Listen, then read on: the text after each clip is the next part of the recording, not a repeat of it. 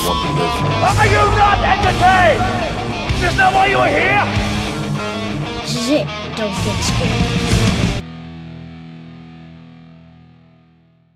Well, hello and welcome back to a brand new Flick Pick live show. This is it. Don't get scared now. And today, there's a few things I need to talk about, a few movie-related topics. And the three main topics I want to cover today is the record-breaking Thanksgiving weekend box office, which I have a lot to say. The next main topic I want to talk about is a new show from Disney Plus in the Star Wars universe of things called The Skeleton Crew. And going into it, I had almost no expectations, but I have a lot to say about that as well. And the third main topic we're going to cover today are popcorn buckets. And if you don't know anything about the new popcorn buckets this year, it's getting outrageous. It's getting crazy, okay? I have a Venom popcorn bucket back there. I have Gladiator popcorn buckets. It's a weird time to be alive, especially if you're a movie enthusiast. But I feel like we've hit the peak of civilization with the popcorn buckets. And then, after all of that, after I'm done talking and rambling on, we will dive into your questions, and you guys can ask anything and everything. So feel free to get those in right now, and we will cover all of those in explicit, intimate detail momentarily. All right, so let's dive into the first main topic here today. And let me just start with this. I hate people. I genuinely hate large groups of people. But going back to the theater this Thanksgiving weekend, the theater was packed. It was full. Cinema is alive once again, and it reminds me of a better time in life. And the one place I don't mind an absorbent amount of people just breathing on me, suffocating me. I can smell their body odor. But beyond all of that, the only place I don't mind a large mass gathering of people is the movie theater. Why? Because that means people still care about cinema. And that to me is a good day. For me, when it comes to the movie theater, it's sort of like my temple. It's my church, if you will. It's a cathartic experience where I want to go in and get truly immersed into another story, another life, another galaxy to take me out of this thing that we call life. So whenever that's alive and active and it's going and it's successful, I enjoy that. So with all that said, the box office this weekend, especially during this Thanksgiving, it broke some records, and I just want to dive into it here. And here we go. Any second now. We're going to get there. Yes, we will. Okay. All right. So this weekend, especially the Thanksgiving Day weekend, studios made a lot of money. And I'm almost envious and slightly jealous. This weekend, as of right now, just during the Thanksgiving Day weekend, the box office is reporting a $420 million Thanksgiving record-breaking weekend, which is good news. And when you combine the new releases of Moana 2, Wicked, and Gladiator 2, that's a lot of money. And just to break it down a little bit further, Moana 2, which made most of the money this weekend, it made $423 million as of today worldwide. And then following that, Wicked, which I was shocked. I enjoyed it as much as I did. And yes, I do sing Defying Gravity in my car every once in a while. Don't judge me. It made $372 million. And then Gladiator 2, which I think just sucks ass, it made $325 million. And then following it in a very distant last place was Red One, which, well, it made $150 million on a $250 million budget. So, crazy weekend at the box office. And in my opinion, when it comes to Red One, well, that's $150 million more dollars than it ever deserved.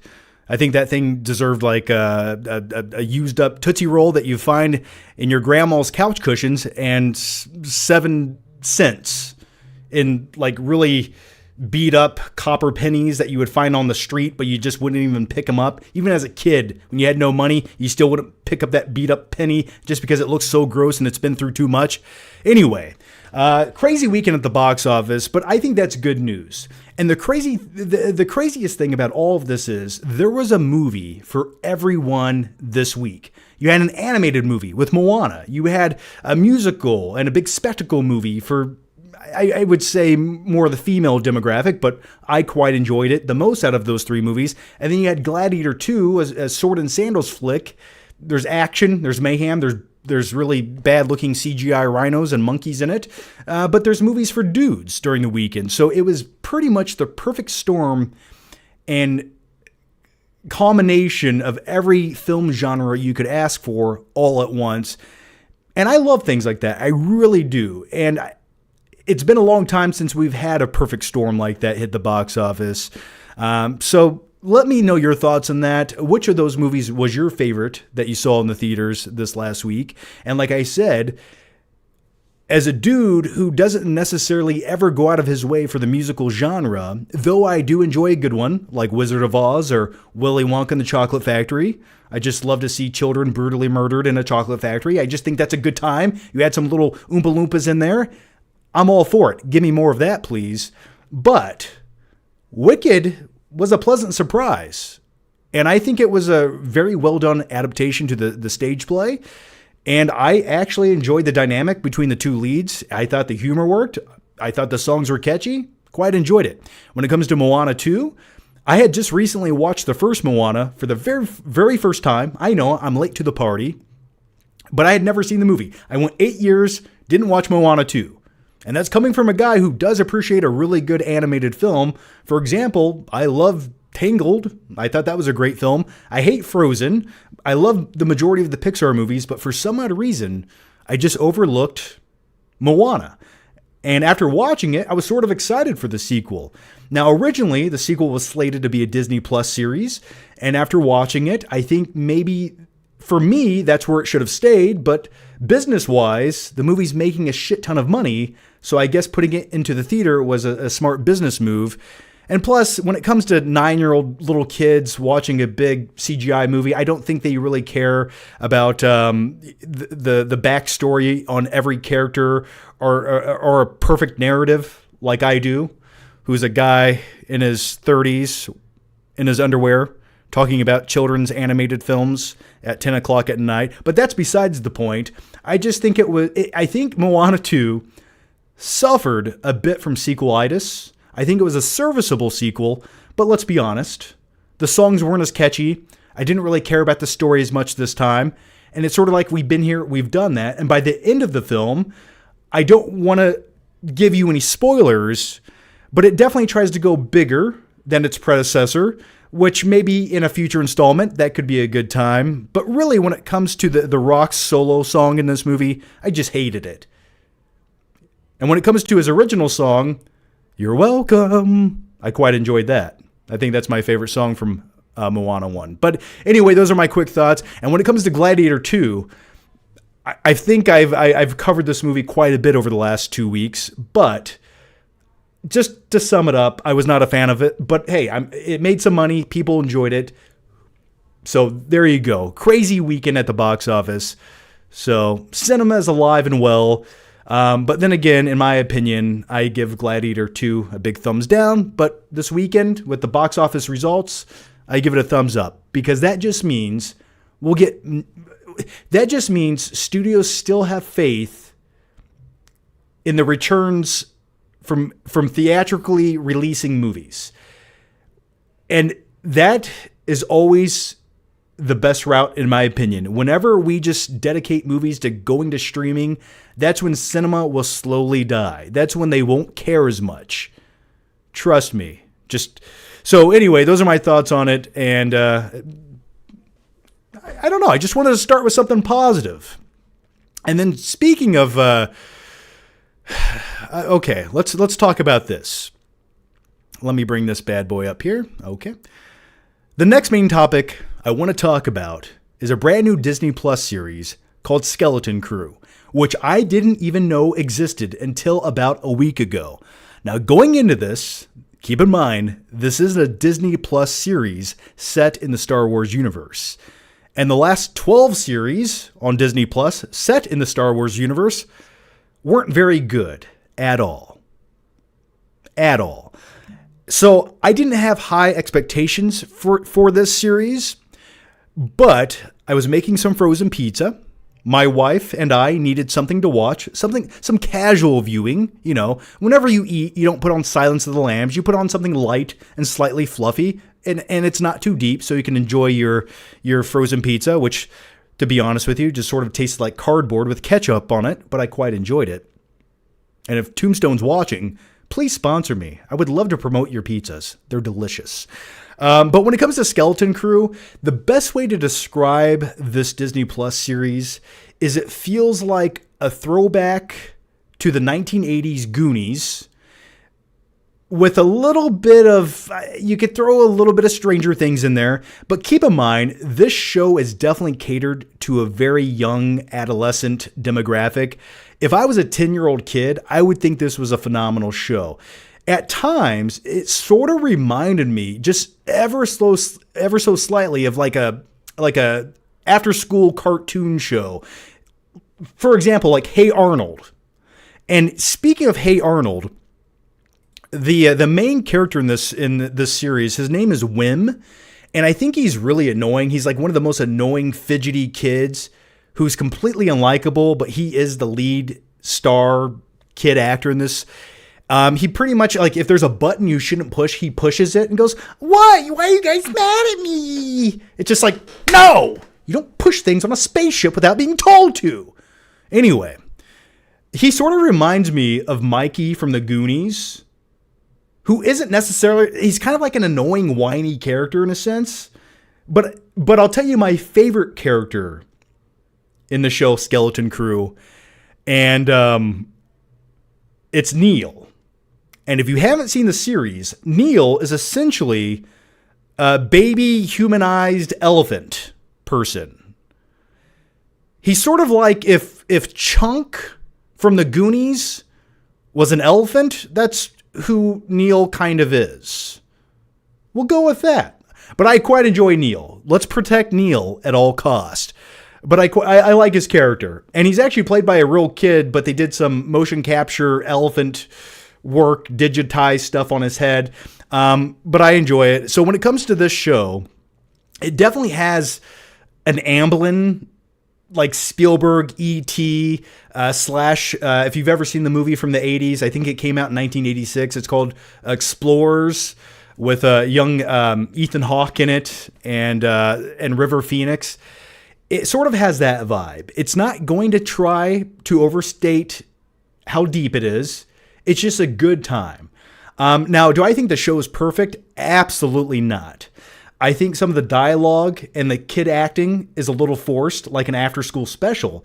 But if I was a 10-year-old kid, I would think this was an awesome show.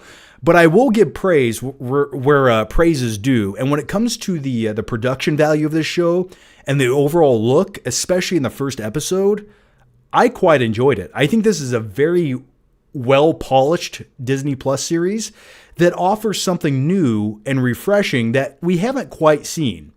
And it's a different perspective in the Star Wars universe, because it does have this Star Wars vibe, but it feels like Star Wars in a suburban setting in the 1980s. And even the neighborhood where these kids live sort of looks like a Star Wars version of the same neighborhood where the kids in E.T. live. It has that suburban setting to it. And the landscape. I like things like that. So I think the show looks awesome. I'm on episode 2. I'm sort of excited to watch episode 3. Now, is this like my most anticipated best show of the year where I count down every second until the new episode comes out? No.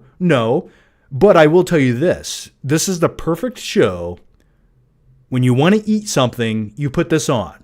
It's over in 45 minutes.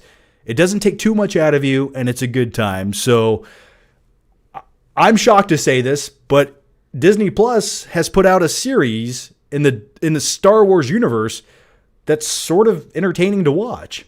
And if for nothing else, it'll get an entire new demographic of viewers who don't care about Star Wars, who maybe didn't grow up with Star Wars, but like things like Stranger Things. Maybe it'll get them into the Star Wars universe with this coming of age type story of these kids going on this adventure. So I quite enjoyed it. Those are my quick thoughts on Skeleton Crew. Let me know what you thought about it, but pleasant surprise of the weekend for me. All right, and then the last main topic I want to talk about before we dive into your questions, and I already see some glorious, magical, slightly mystical questions on the horizon. But the next main topic I want to talk about are popcorn buckets. Now, if you're looking up in the corner of your screen, you see the new upcoming Mufasa popcorn bucket. And this is just one of many that have come out over the last year. They've gotten crazy. If you would have told me as a kid, one day you will have an awesome, over-the-top, themed popcorn bucket for every release that comes out, I would have called you crazy. But then I would have said, when is this happening? And someone would have said, well, you're going to be 37 years old when this happens. And then I'm going to think to myself, well, gosh, that's a little late in the game, but it gives me an excuse to buy toys again, and I can justify it.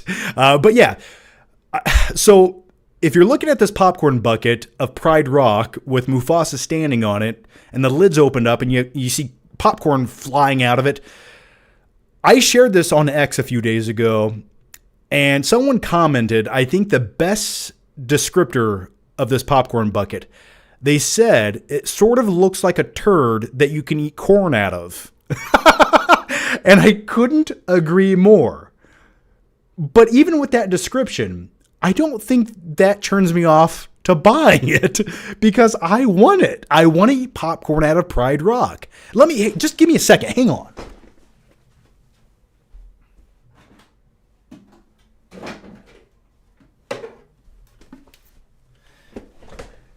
These are just a few examples of current popcorn bucket releases. We had the Venom 3 popcorn bucket where you can fist Venom's mouth to get some popcorn, okay? And then you had the release of the Batman cowl popcorn bucket. It's a crazy time to be alive. It really is. So my biggest question to you guys, are you going to pick up the Mufasa popcorn bucket? Let me know. I don't know if this thing would be comfortable to like sit in the theater and eat out of, because then you have this big rock. You got to flip up the lid. It's like I don't know where to put it. But nevertheless, I do want to get it for the sake of a review just to show you guys. So those are my quick thoughts on the Mufasa popcorn bucket. And once again, it does sort of look like a turd that you can eat corn out of. But doesn't that just feel right in a weird way? Okay. All right, guys, those are my thoughts on all the topics I had to talk about today. And now we can truly dive into your questions. Someone says it looks like an emoji poop mountain. Yes, absolutely. Absolutely. But have you ever wanted to eat popcorn out of one more than with that Mufasa Pride Rock popcorn bucket? I don't know. That's just me. Call me crazy. All right. Here we go. JD Reviews says, let's go. Can't wait for another big, badass, epic late night live show with the Flicksta. Don't get scared now. Well, thanks for that, man. Thanks for joining me once again. Yeah, I promised you guys we would do more live shows, and here we are doing more live shows. And the next one comes from Batjax, who says, have you seen Transformers 1 yet? I know the trailers were absolutely horrible, but it's truly an amazing film showing the origin of the Transformers. I've had it on the to-watch list for a while now. One of these rainy, cold, lonely nights, I will watch it. Yeah, but the trailer did look atrocious. It looked like a straight-to-DVD Transformers movie from 2006, in my opinion. But yeah, I'll check it out one of these days. I'm sort of looking forward to it, but I've heard good things, so I will definitely check it out. Brandon Robert says Bitcoin hit 100,000. I know. Years ago, during 2020, I had a little bit of money in Bitcoin. Keep in mind, I'm poor. I didn't own a Bitcoin, but I had some money in it. And then it tanked, and then it goes. I miss it every time. I buy it when it's high. I sell it when it's low. I have terrible luck when it comes to cryptocurrency. But yeah, one day maybe I'll get in when the getting is good. All right. The next one comes from M, my secret admirer, M. I love you, man. You're too good to me. You're too sweet. And let me just talk about the question here, and then we'll dive into how much I love you. Okay, here it goes. John, would you be open to doing full-time movie reactions to films or TV shows you haven't seen on your channel or Patreon? I would, yeah, absolutely. A reaction to a movie or TV show I haven't seen. Now, do you want me to do a reaction during the entire show, or would you like me to do like a reaction after I watch it? Like immediately after I watch it, here's my quick reaction. Now, and the reason I say that is, for me, and I know there's channels that do it, but if you shove a camera in my face and say, hey, watch this movie for the first time and try to enjoy it, that is going to be a tough video for me to be super genuine in. And I don't want to be disingenuous. I absolutely don't. You know me. I'm blunt. I'm honest to a fault. Okay? Sometimes I share opinions and I notice immediately I lose subscribers. But that's a small price to pay, to be honest, because the people who truly care about honesty stick around, and I appreciate it, and I love you more than you'll ever know. But going back to your question, I think I could do that. I think occasionally I could watch something new, maybe give you my thoughts on it, and then while I watch it, maybe I could give you a few thoughts and then savor the flavor for my full-fledged reaction after the new show or TV I haven't seen. I think that'd be the best way I could do that. Because if I just have to like sit there with a camera and I'm watching a movie for the first time, I'm not one of these overly reactive people where I go, whoa! Like I'm just sitting there in my underwear and I go, oh. I nod. And then at one point in the video, I'll probably just get up to take a pee break. Actually, I drink a lot of soda, so there'll be at least 2 or 3 of those during that live reaction. But then again, maybe that just adds more flavor to the content. I'm not quite sure. But yeah, I think I could do one of those, man. And I probably will. So thanks for the recommendation. And M, you are too generous. All of you are too generous, but that really does help out right now. So thank you. Thank you so much, man. And now, not to get too weird with all of you, but if you give me, whenever a super chat is that sexy, I gotta do this for you. Here's a nice little digital hug. Shh, pretend you're my microphone. Doesn't that feel good? Can you? Okay, thank you. Thank you so much. Thank you so much. Is it okay? Can I give you a little peck on the cheek? Is that too much? Okay, I'm gonna do it. There you go. Okay, M. Thanks, man. Thanks so much for the super chat and the question. Ugh. All right, let's go to the next one here.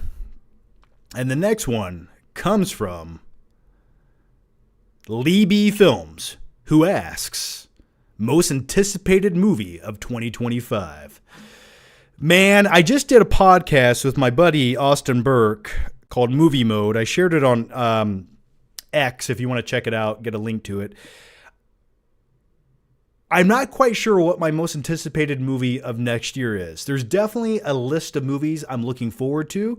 I'm sort of interested in seeing the new Jurassic World movie, though I don't think it's going to do what I want it to do. In my opinion, I think they should just reboot that franchise and make it more thrilling and more horrific like the novels are, to separate it from the original Jurassic Park, which, let's be honest, can never be topped. But maybe, just maybe, it's time to do a new adaptation of Michael Crichton's novel. And I think that could go a darker, more suspenseful route than what Spielberg did. And I think that would justify remaking it. But not to get off the rails too much, I digress. I'm looking forward to that. I'm looking forward to really a lot of movies that I'm looking forward to come out in 2026. But in 2025, another movie I'm looking forward to, and I know, just hear me out for a second. I'm sure there's a few A24 films coming out next year, like The Smashing Machine, starring The Rock. That looks kind of cool, based on the UFC fighter. Mark Kerr, I believe? That looks kind of cool. It's actually a role that The Rock should be in. I'm tired of watching The Rock in these overinflated, over-budgeted, generic movies that were clearly generated by ChatGPT. These movies that cost $298 million that look like the Netflix movie of the week that should have been released as a Disney Christmas special in 1998. I'm talking to you, Red One. But in this new upcoming movie, The Smashing Machine, The Rock looks like a badass UFC fighter. Okay, I can buy into that. Thank you. I hope it's good. I'm looking forward to the new Fantastic Four movie. If you want to talk about comic book movies, that would be one I'm sort of looking forward to. Next year, what else is there? I'm trying to think what else comes out next year. I'm still stuck on this year. Truth be told, I take it 1 month at a time when it comes to movies because there's so much content that I'm inundated with that I can't even think about next year. For example, I'm just trying to make it to January so I can watch The Wolfman. Heck, I'm just trying to make it to next week so I can hopefully watch Nosferatu. And by the way, if anyone has a screener link of that bad boy, why don't you DM me on X? Let me know, because I need to watch that movie immediately. It feels like everyone's seen the movie. I feel like I'm the last person on the internet who has not seen it. So yeah, I'm looking forward to that as well. And by the way, back to M with the sexy super chat, man. I will definitely buy a few popcorn buckets with that to show you guys. So thank you for that. Who are you, M? Who are you? All right. Okay. The next one comes from Soka Sahata, who says, thoughts on Survivor Series? I was in the crowd. Yeah, so I'm an avid WWE fanatic. If I wasn't talking about movies on the internet, I would definitely be talking about pro wrestling. Absolutely. Every video, I would be wearing arm pads or elbow pads covered in baby oil. But anyway, I did watch Survivor Series. I quite enjoyed it. I thought the War Games matches were pretty good. I thought during the men's War Game match, when Bronson Reed jumped off the top of the cage through that table that just disintegrated instantaneously under his 500-pound frame, I thought that was pretty awesome. That was pure cinema. I quite enjoyed it. My favorite match of that entire pay-per-view, our premium live event, was the triple threat match for the Intercontinental Championship. I like when pro wrestlers don't pull punches and just kind of beat the shit out of each other with a little bit of showmanship along the way. And that's sort of what that match did. So I quite enjoyed it, man. I hope you had a good time. I bought tickets to WWE Royal Rumble this upcoming February, which is in fact in Indianapolis. I bought tickets to that a few weeks ago, so I'm looking forward to it. All right. The next one comes from Tripler3, who says, did you ever drive a Tinder date home and want her head to go through the windshield, Death Proof style? You know what? How can I legally answer this question without going to jail? Yes, I did. But on a lighter note, yes, I did. Yes. You know what's funny? I just rewatched part of Death Proof a few weeks ago, and I was thinking to myself, it really is a cool concept for a movie. Where was I going with that? Back to the Tinder date. Sure, absolutely. Why not? All right, let's go to the next one here. I think the cops are outside my door now. Okay. The next one comes from John Burkett, who says, I love these live streams. Well, they love you too, man. Thank you so much. Hey, like I said, I've said it 1,000 times and I'll say it 1,000 more times. The live streams are my favorite thing I do on YouTube. They truly are. If I could never make another pre-recorded video and only do live streams, fine by me. Fine by me. But I want to do more of these. And at some point, I will eventually start actually uploading these in podcast audio-only formats to Spotify and iTunes and all the other glorious places that you listen to your podcast at. Because I've been told many times, they're like, John, I don't want to look at you, but I don't mind listening to your live streams for 2 hours. And I say, hey, that's fair. I wouldn't want to look at me for 2 hours either. Just looking in the mirror for 7 minutes when I got ready for this, that was enough. I was like, okay, hurry up. Let's get done. Let's get out of here. Make sure I have no toothpaste on my mouth, because for some odd reason, before I do the live streams, I like to brush my teeth. I know you guys can't smell my breath, but I just feel like I owe it to you to do that. But I will never, ever put deodorant on. I like to be a little musty for the live streams. Brings out the movie enthusiast in me.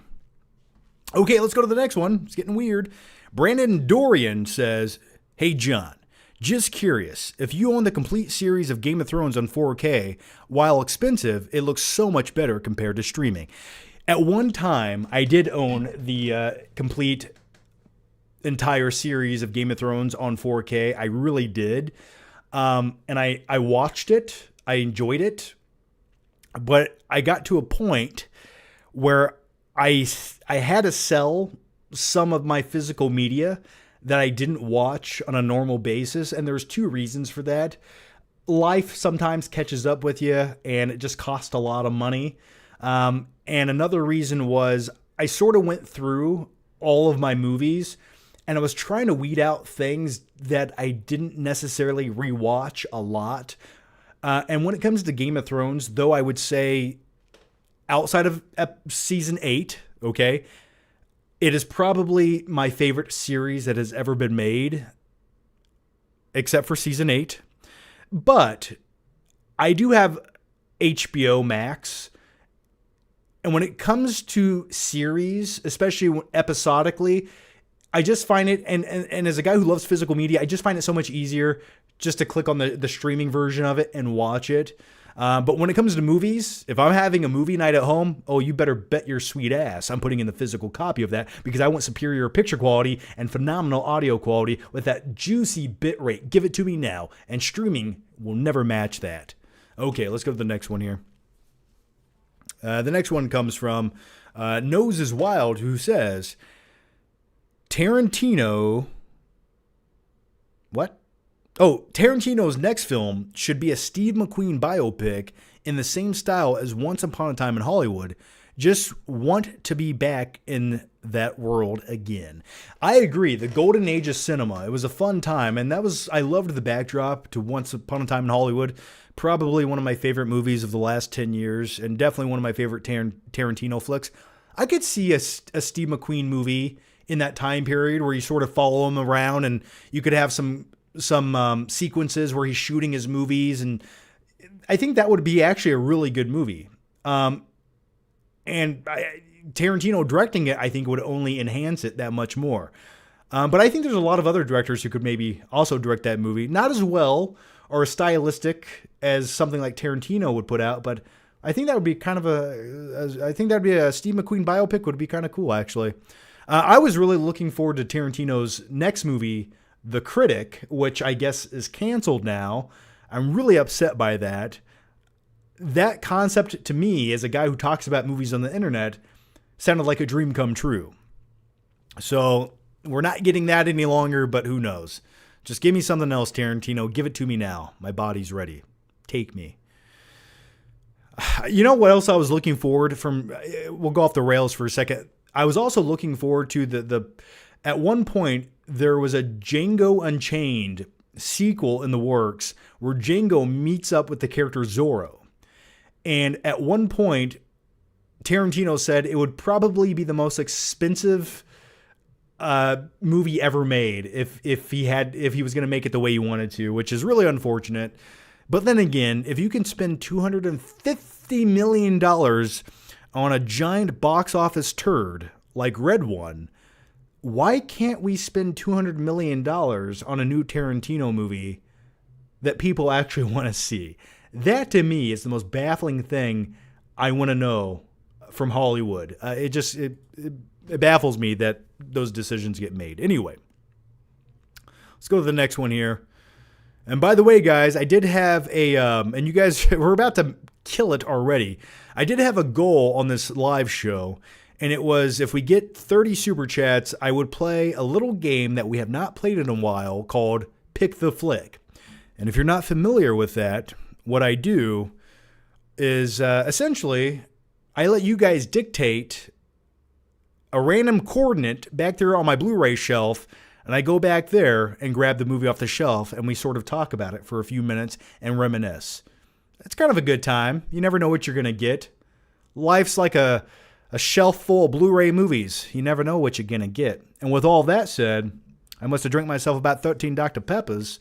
And by Dr. Peppers, I mean let's open up this delicious caffeinated beverage to keep the live stream going. This is a Ghost energy drink, Sour Patch Kids flavor. Look at that. Look at that delicious concoction I'm about to consume in front of you. Look at that. Would you? Okay.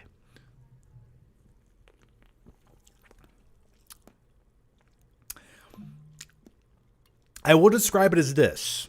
If you could lick the armpit of a Sour Patch Kid, it would taste like this. And that's the best recommendation I can give it.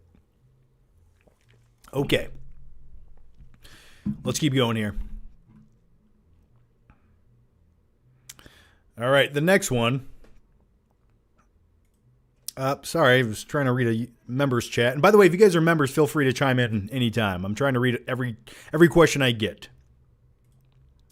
All right, the next one comes from Night King 01, who says, "Are you excited for Wolfman? The trailer looked good, but the Wolfman himself kind of looks like a decrepit troll who lives under a bridge." I don't dispute anything you just said. That was pure truth and honesty. My only complaint with the Wolfman movie is the way the Wolfman looks. Now, I get it. We've seen so many incarnations of the Wolfman over the years. And one of my personal most terrible favorites is the way Hugh Jackman looks as the Wolfman in a little movie that came out in 2004. And that's called Van Helsing. Oh God.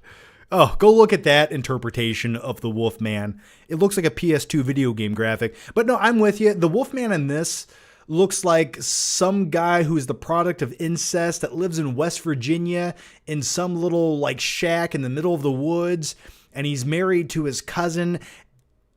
I kind of agree with that, but also, isn't that a bit more terrifying? It's sort of like it looks like one of the guys from like Wrong Turn Part 3 or something. It's like this bizarre, scary dude running. He looks decrepit and old and curmudgeoned, and maybe it'll add to the fear factor of the movie, and it'll be something weird and bizarre on screen that we haven't seen. Because when it comes to the Wolfman, if you see just a big guy that's furry and it just looks like a literal wolf, then it's like, yeah, okay, we've been here, done that. But when you see something that looks like an old man who hasn't taken a bath in months, who has a little too much muscle mass, and he's kind of furry, well, I don't know. That sounds scary to me. I just described my uncle. But anyway, yeah, terrifying nevertheless. The next one, so I do agree with you. The next one comes from InHomes25, who says, "John, I recall someone on here recommending you watch Snack Shack, which I have not watched yet. I watched it about 6 months ago and ended up liking it a lot. The first 15 minutes are kind of zany, but it settles in, and when it's over, you'll feel that nostalgia of your teen years." Well, give me that nostalgia of my teen years, man. Oh, give it to me now. I'll take it. Yeah, the Snack Shack is on the to watch list as well. To be honest with you, I'd probably go out of my way to watch that before Transformers 1. So yeah, I'm going to watch it at some point. I just haven't. So thanks for the recommendation once again. Someone said Ghost is nasty, John. Sorry. I mean, all energy drinks taste like battery acid with a little mix of horse piss in them, let's be honest. But they keep me going, okay? And that's all that matters. JD Review says, "Does your uncle still live in an insane asylum in Maine?" Technically speaking, yes. Yes, it might not be in Maine, but for the sake of privacy reasons, yes. Don't ask me any more questions about that. JD Review says, "Should I watch Young Guns? I've had the Blu-ray for years and never seen it." I will recommend Young Guns as a fun throwback to the late 80s, and it's the perfect combination of a Western mixed with like an 80s action movie. It stars Emilio Estevez as Billy the Kid. It's a good time. I quite enjoy it. Plus, they become the Regulators, and I love the score to Young Guns. It's kind of cool. So yeah, I'd recommend watching Young Guns. Now, here's my recommendation, though. Save it for a rainy night, okay? You got some food, you got some frozen pizza, what have you. You have nothing better to do. Pop on Young Guns. I think that's when you'll truly appreciate it the most. So I do enjoy it. The sequel is also somewhat interesting, but nowhere as good as the first movie. They were talking about making a new Young Guns movie a couple years ago. I don't know what happened to that. I think it fell through. I was kind of looking forward to it, though.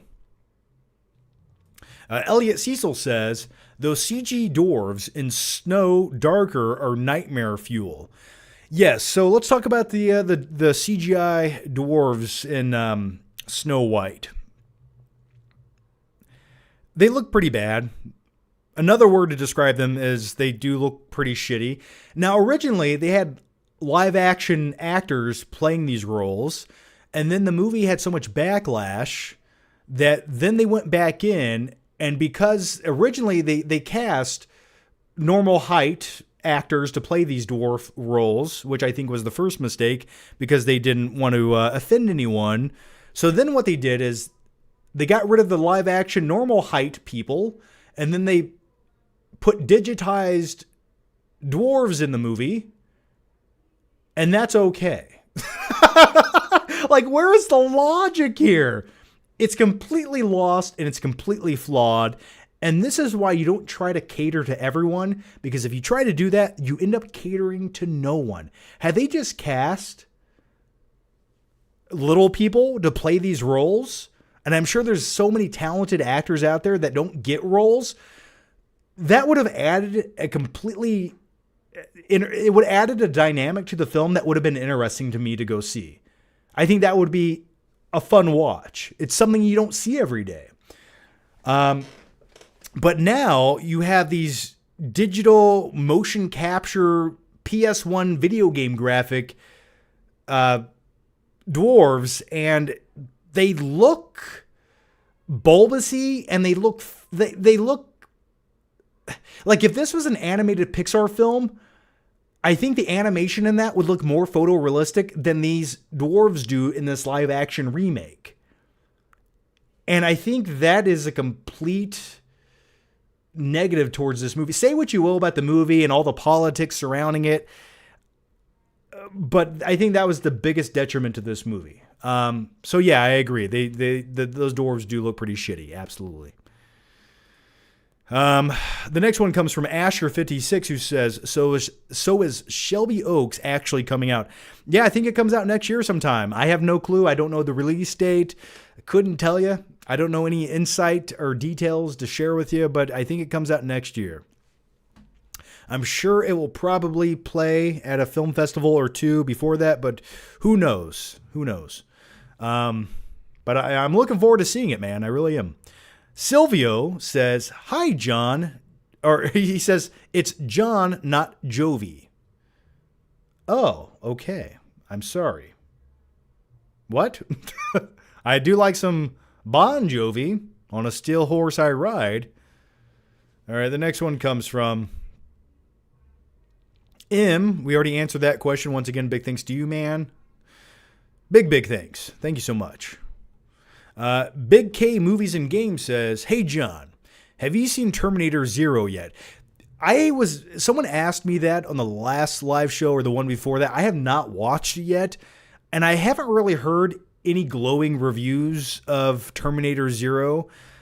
At one point, I'll check it out, but it's definitely not a high priority for me, and I love me some Terminator, but at some point, I'll get around to it. I promise I'll definitely at least watch the first episode of it. John, what is the best Mighty Ducks movie? Well, I sort of enjoy Mighty Ducks D2. I love the Bash Bros in that movie. I like that it goes bigger. I like that somehow they're in the Olympics all of a sudden. Yeah, it's a good time. It's a good time. Team Iceland. like they didn't want to demonize the country of Germany and make them the bad guys in a hockey movie. So then they take Iceland and make them the bad guys. I love it, though. I used to watch that on a weekly basis. And my friend who lived beside my grandparents' house, his name was Chad. and we would rewatch Mighty Ducks D2 in his basement almost every day I was there. And we would drink warm, and I shit you not, we would drink warm Mountain Dew out of his dad's garage. For some odd reason, they didn't keep the Mountain Dew in the refrigerator. I don't know why. We would go out in the garage and grab Mountain Dew out of a box that was probably 125 degrees. You could boil noodles in it if you wanted to. But as a kid, you didn't care about things like that. And we would just watch Mighty Ducks in his basement. That's a core memory I just completely forgot about until now. So thank you for unlocking that. And let's go to the next one here. InHolmes25 says, I have a confession, John. We all know you sometimes struggle to read these out loud. It's funny stuff, and in the past, I have purposely sent some super chats with some random ass tongue twister sentences intended to trip you up. Sorry, Johnny. Yeah, sometimes the super chats move so quick. I'm trying to fill in some of the blinks in my brain. And the way my brain works is I like to read the first 3 words of a sentence, and I think I can just fill in the gaps to get it out quicker. But then people throw in some weird verbiage in there that doesn't blend well, and it doesn't roll off my tongue as quick as I want it to. So I get a little caught up on it because I like to talk fast. I drive fast and I talk fast. And every once in a while, you're going to stutter over a word or two, but it's a small price to pay. Okay, let's go to the next one here. But thanks for the question, man. Don't try to give me some tongue-twisting riddle. All right. Simple will always be better. Okay. Wilson says, what's up, Johnny Three Balls? Not much, man. Finally watching live, but catching up on your shows get me through my 5 a.m. job. Put a coat on me and let me know the world hasn't ended. Violin swells, Zimmer is God. Absolutely. That's great. That's a great bit of dialogue from Dark Knight Rises. It's like there's nothing better Batman could have said when there's a ticking time bomb right over here that's about to blow up Gotham City. Rather than just tell Commissioner Gordon his secret identity and say, I'm Bruce Wayne, gotta go. No. He gives an epic speech. Maybe, just maybe, one time you put a coat around a young boy and let him know his world hasn't ended after his parents died in an alleyway 20 years ago. And then I took my family's inheritance and I bought a whole bunch of shit, including a rubberized bat suit and a Batmobile to save Gotham City. It's like, don't just go. Just give me every bit of your backstory, and I liked it. Anyway, but going back to your question, man, thank you so much for that. That does mean a lot. And good luck, man, with the job. If I can keep you warm and tingly just for a few hours, it's the least I can do. So thank you for that. That does mean a lot. So thank you so much, Wilson. Jesus says, how's your tolerance with edibles? I take 2 to 3. I could probably do that as well, but I like to be somewhat functional. But I'll tell you this. My favorite thing to do in life, first and foremost, can I give you the backstory? I don't want to give you the surface level answer. I need to give you the complete backstory.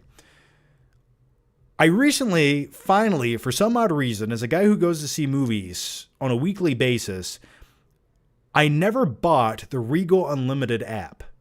I never got it. Or the Regal Unlimited membership, where you can see as many movies as you want. For some odd reason, never did it. Until recently. And I was like, oh, this is the best investment I've ever made. I've watched 12 movies with this thing, and I've only spent $20. It's glorious. But my favorite thing to do is take one of those and go see a movie. It's truly the closest thing I can get to a lobotomy to escape this thing that we call reality. So one will do me just fine. And then you combine that with some Sour Patch Kids and some Swedish Fish and some sugar, zero sugar Dr. Pepper. Oh God, that's the perfect concoction for the movie watching experience. All right. And by the way, speaking of the Regal Movie Pass, every once in a while, they have this special event called Mystery Movie Monday, where you go to see a movie and you don't know what it is on Monday. And it's always a new upcoming movie that has not been released yet. And I participated in that for the first time this last Monday. And the movie was the Nicholas Hoult movie called The Order. And it's based on a real life story about some white supremacy terrorist group that robbed banks and armored cars back in the 1980s, I believe. And it's based on a true story about those events. And I think the concept and the story were pretty good. I don't think the direction was very good. It definitely almost felt like a straight to DVD movie at times, and some people enjoy it.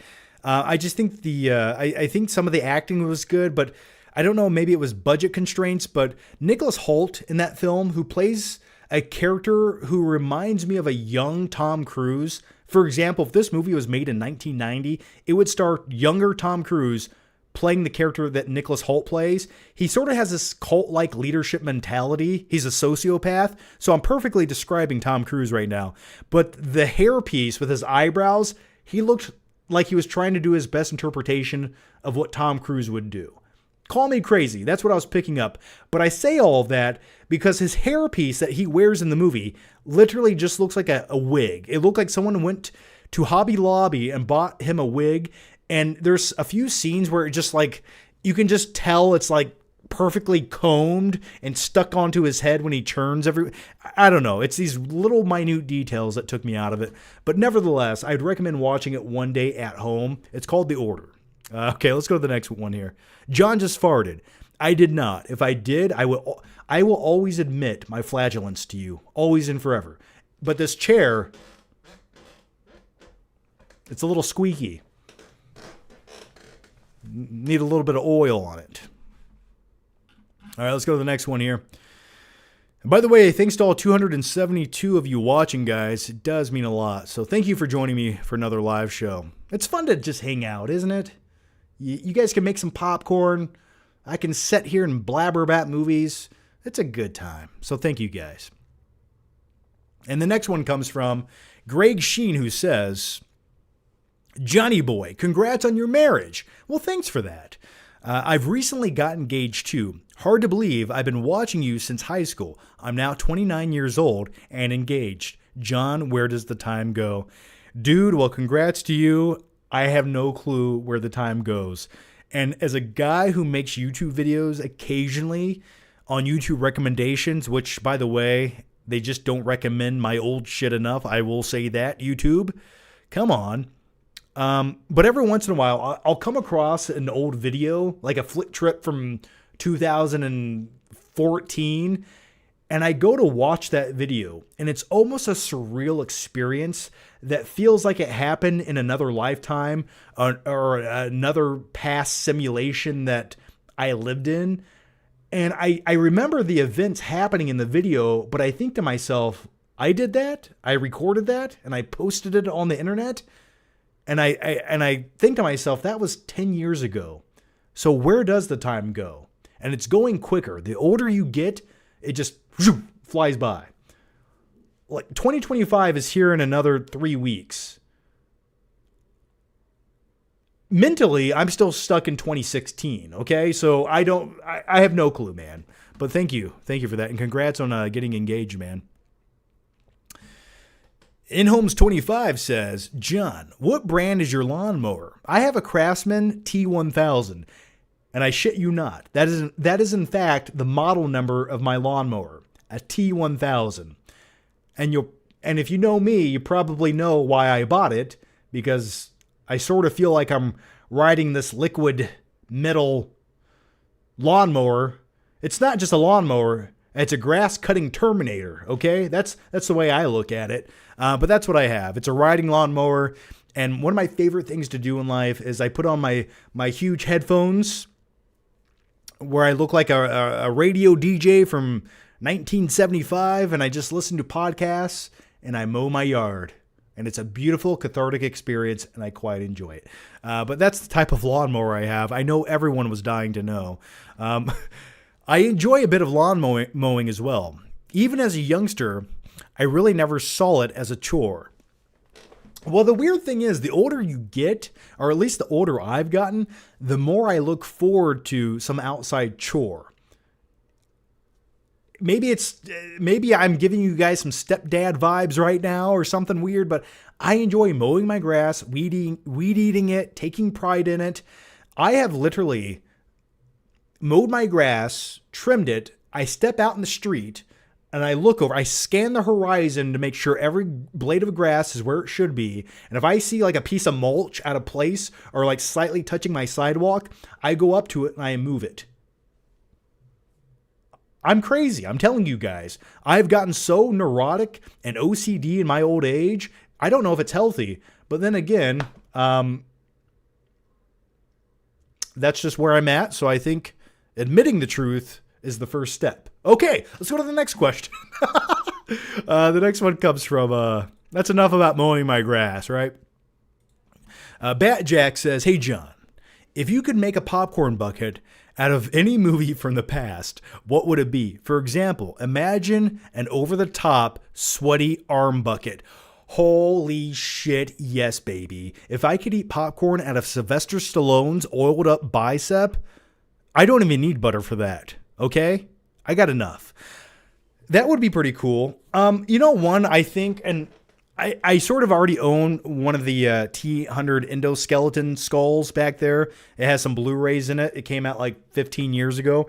But if they made like a Terminator endoskeleton popcorn bucket, sort of like the Batman popcorn bucket here, I think that would be kind of cool as well. But I'm trying to think of something else. I'm trying to think of like another movie I love that I would love to see a popcorn bucket from. If you could have a popcorn bucket from Nightcrawler and you could have Louis Bloom's red Dodge Charger, and inside of it, you could see Lou Bloom kind of hanging out of the window with a video camera. And then you could open up the hood of the car and there was popcorn in it. I would like that. Maybe that's a reach. Maybe I've gone too far. And that's a great question for everyone watching right now. I'm going to ask you guys right now. If you could pick any movie, past or present, to have a popcorn bucket, what movie would it be and what would the popcorn bucket look like? Let me know that right now. I'll read some of your answers. Somebody said the Y2K A24 popcorn bucket is off the chain. What does that look like? I am seeing Y2K tomorrow. I'm looking forward to it. But let's look at this popcorn bucket.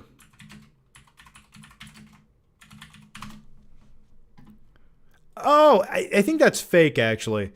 So the Y2K popcorn bucket is actually it looks like a MacBook computer monitor from the late 90s. And it's missing the screen, but in place of it, it has popcorn. I think this is just a bad photoshopped image. So I don't think this is real. But if it was, I would definitely buy it. So yeah, I don't think that's a real thing, unfortunately. But I wish it was. John, did you get the Gladiator popcorn bucket? Yeah, I actually got both of them. I have one back. I have the Roman Coliseum back there, and then I have the Gladiator helmet and popcorn tin in my theater room right now. And if you didn't, and by the way, quick shout out to promoting my own shit.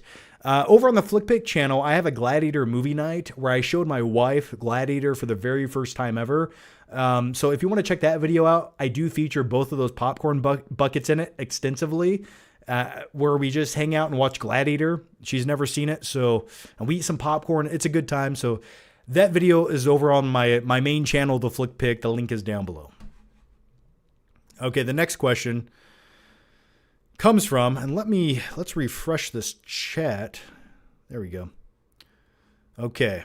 By the way, we were almost at the goal. We have 21 out of 30 super chats before we can play Pick the Flick. Just putting it out there. No hard feelings either way, but I'm just putting it out there.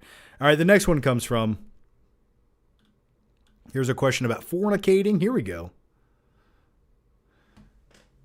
Oh, someone said a popcorn bucket for Schindler's List. Well, that sounds like the most depressing thing to eat out of ever. Okay, listen, I know this is really insensitive, but for the sake of humor, a Schindler's List popcorn bucket could be like one of the freight cars. I know, that's too far. That's too far. Let me punish myself. Okay, and I know 3 people unsubbed from that joke. I'm sorry. James Dosher says a Jurassic Park popcorn bucket for me. Actually, that sounds pretty awesome, man. There's a lot you could do with that.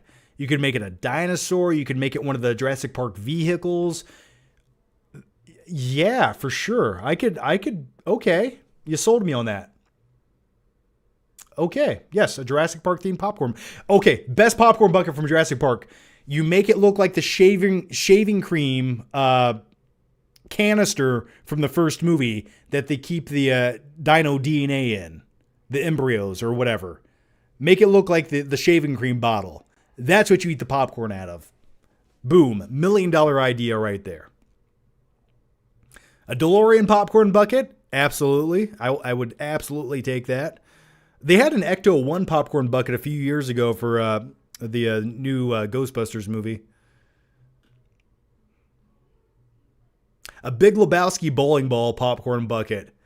That's not a bad idea either. And like underneath it where the base is, it can look like his rug. That could be pretty cool.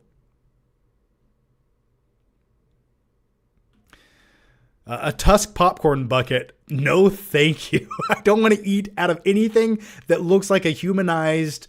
What was he in Tusk? He was a walrus. Oh my God. Yeah, I don't want to eat anything that looks like a humanized, stitched together walrus. Okay, somebody just gave the best answer here, and I think we'll wrap up the popcorn discussion with this, as if the Schindler's List popcorn bucket idea wasn't too much. A Dirk Diggler popcorn bucket. That would be about 10 inches of awesomeness, huh? Yeah? And you just like, it's kind of like a box of candy, right? Like when you have a box of candy in the movie theater, you don't put your hand in it and go, oh, this is good. No. You take that and go like this. Now imagine that with the Dirk Diggler popcorn bucket. And if you don't know what I'm talking about, maybe go watch the movie Boogie Nights starring Mark Wahlberg, who plays a porn star. You picking up what I'm putting down? Okay, let's keep going. All right. All right, the next question comes from... Did we answer? Okay, here we go. John Tennant says... Thoughts on waiting for marriage before doing it? I'm personally waiting to avoid fornicating. Did you wait? Absolutely not. No, I lived with my fiance for almost 2 years before we got married. So, hey, do whatever works for you, man. But no, I did not. I'm sorry. Okay? All right. Let's go to the next one here. James Dozier says, hey, John, I watched Gladiator 2 last night. I didn't hate it, but I will say this. This is one of the most unnecessary sequels ever made, agree or disagree. Once again, I have talked extensively about Gladiator 2, and I will just give you my little tirade, and then we will go to the next question here. But when it comes to Gladiator 2, for me, that movie is the personification or the definition of everything wrong with modern day movies, and it's a clear contrast of a step down in quality compared to its predecessor, right? I dare you to do this. And my wife's friend, she told us that she liked Gladiator 2. She thought it was awesome. And then my wife said, well, have you seen the original recently? And she said, no. She went back and watched the original next day, called my wife and said, yeah, the movie sucks. So if you liked Gladiator 2, and that's awesome. It's all subjective. But objectively, I will say this. Gladiator 2 looks like the poor man's version of its predecessor, Gladiator from 2000, which in my opinion was one of the best epic movies ever made and one of the best Ridley Scott movies ever made. And it was shot on film, and it has a heartbeat, it has a pulse. It's a timeless movie that will live on for the centuries to come, okay? When I think of an ancient Roman epic film, I will always think of Gladiator.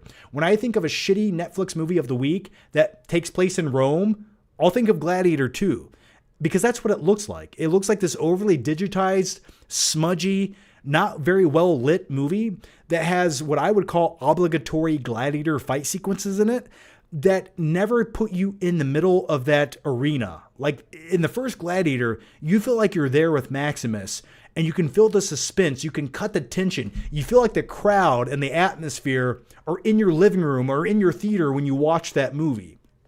And the movie took its time. You cared about the journey. There was nuance. There were subtleties.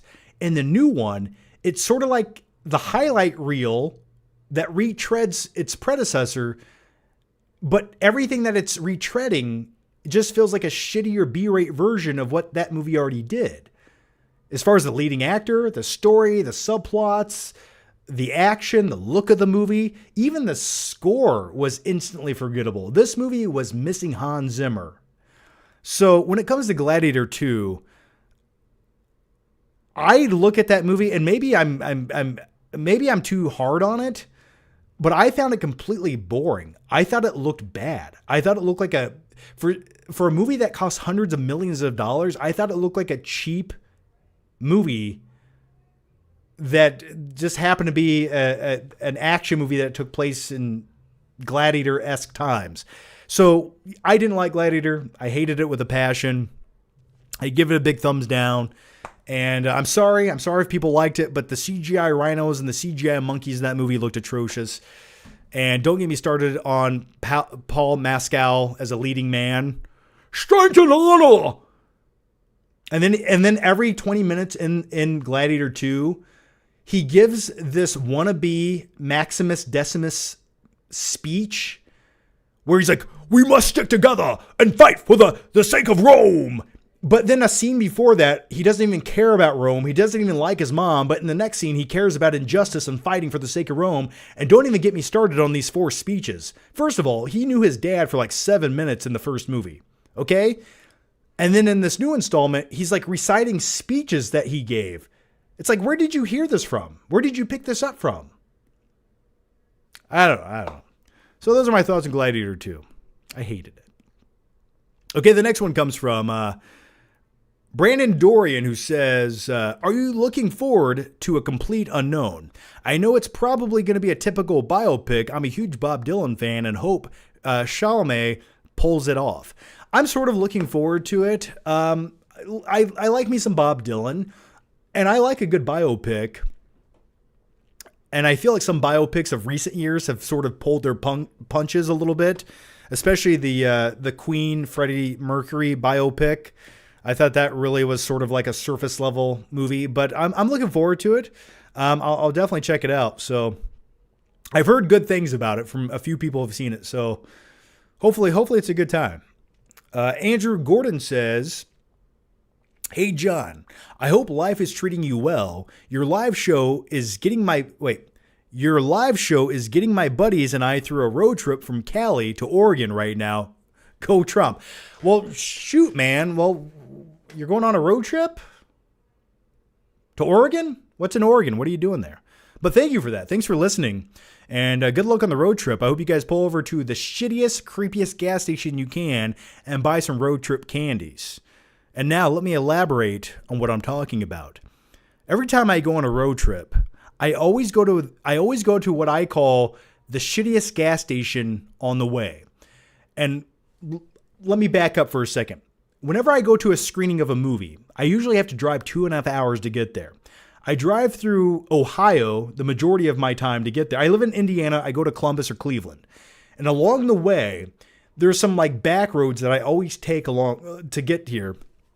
And there's this shitty little crappy gas station in the middle of nowhere, surrounded by only cornfields, and there's like some shack down the road. It's the creepiest place you could ever stop off at. But for some odd reason, stopping there gives me like an adrenaline rush. It sort of reminds me of The Hills Have Eyes. I'm like, anything can happen, but I'm going to go in there.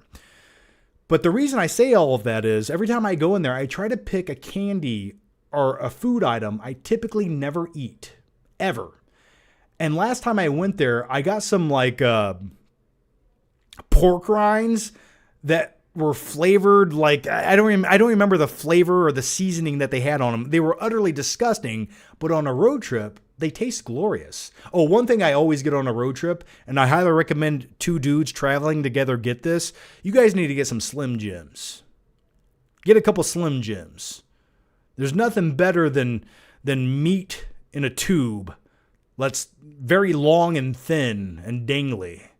I'll tell you that right now. So anyway, yeah, thanks for the question, man. All right, the next one. Why did we talk about beef jerky there? I don't remember. Okay, the next one comes from Andrew Doderidge, who says, how far are you into Cobra Kai? Silver Rocks. They all raided the mansion in the middle of the night, and I cannot believe that exists in a universe.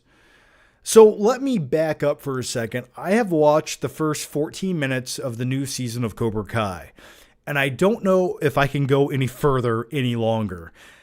I'm at a point in Cobra Kai where I question what I'm doing with my life, and I feel like we're sort of just retreading the same thing we've already done for the last 6 seasons again. Except I'm not buying the logic anymore. At one point, after the 14th karate tournament, to determine the victory or the victor, I just stopped caring. Why do these kids even care any longer? They're going off to college. They're like 20 years old. It's time to grow up. But really, I think the main message I'm trying to get across here is, why does John Kreese still care this much about Cobra Kai? I know he doesn't have a lot to live for, and he's a very questionable old man who's hanging out with teenagers a bit too much, especially out in the woods. And I just think, okay, yeah, you guys, it's a karate group. Okay, cool, man. It's time to move on. I don't know. I can't buy the shit anymore. But does that mean I won't try to go back and finish Cobra Kai? Maybe I will. But at this point, I don't know if I can stomach it any longer. And whenever I do watch Cobra Kai, I usually watch it in like 25-minute segments because that's all my brain can take. Because at the end of every episode, it's just, yeah, but what about Cobra Kai? It's like no one really ever grows and expands as a person. It's just, they learn nothing. Oh, yeah. Someone said, say snap into a Slim Jim in the Macho Man voice. I don't know if I can do that right now at 11 o'clock at night. All right, the next one comes from Lee B. Films, who says, my most anticipated movies are Frankenstein, Wolfman, 28 Years Later, Trey Parker's Kendrick Lamar film, which sounds really interesting, The Running Man, Naked Gun, Tron Ares, and Henry Danger movie. Well, I'll tell you one I didn't mention earlier was I'm kind of looking forward to the new James Gunn Superman movie. I'm hoping that's good. By the way, I feel like I'm wearing like Superman colors tonight, even though it's my ET 40th anniversary jacket. But those are some good picks. Do I really care about a new Naked Gun movie? Probably not. Tron Ares could be a good time in the theater. The only thing that I have reservations about are Jared Leto in that film. I just can't look at Jared Leto anymore. Is that just a me problem? All I see is Morbius and the Joker from Suicide Squad. That's all I see anymore when it comes to Jared Leto. So I don't know if that's a selling point. But yeah, I did mention Wolfman as well. So a couple good movies in there. The Running Man remake could be a good time as well. To me, I think that's one movie from the 80s that could almost be improved upon with a remake. So I'm looking forward to it. And thanks for the question, Lee B. Films. James Dozier says, which character from Street Fighter were you good at? Okay, well, my favorite character from Street Fighter was always Blanca. I liked Blanca quite a bit, but if I had to pick the character I was best at, and I'm not proud to say this because all I would do is button mash like a little asshole, was Honda. Now, Honda was the Samoan character, or not Samoan, please forgive me. He was the sumo wrestler from the game. And all I would do is button mash and do his chopping move. And if you just keep button mashing and get people into a corner where all you did is chop the whole time, you would win, guaranteed. That's all you had to do in the arcade. And that's all I did do. And once again, I'm not proud to admit this, but the character I was best at was Honda, but my favorite character was always Blanca. All right.